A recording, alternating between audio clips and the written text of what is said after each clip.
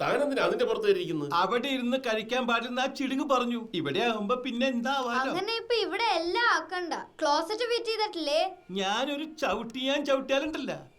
അതെ, നീ ആ കൊടുത്ത കേസ് പിൻവലിക്കാൻ പറഞ്ഞിട്ട് ആ ഇളയപ്പൻ ഏതേരം വിളിയോട് വിളിയാ. കേസ് കാരണം കൊണ്ട് അയാൾക്ക് പാസ്പോർട്ട് കിട്ടില്ല എന്ന്.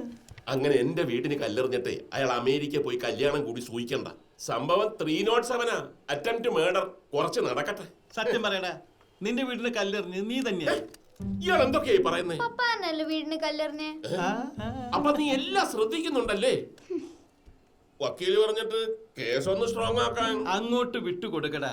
കെട്ടിപ്പിടിച്ചിരുന്നിട്ട് എന്ത് കാര്യ? ചാവുമ്പോ കൂടെ കൊണ്ടുപോവാനാ? അതുകൂടെ അയാൾക്ക് കൊടുത്തു കഴിഞ്ഞാൽ പിന്നെ ആകെ ഉള്ളത് 20 സെന്റ് പാറക്കെട്ടാ. ഒരു പട്ടിക്കുറുക്കനും വേണ്ടാത്ത അത് കിട്ടിയിട്ട് എനിക്കും എന്റെ മക്കൾക്കും എന്തിനാ? നേരം തരുത്തും തൂറാനോ? അയ്യേ,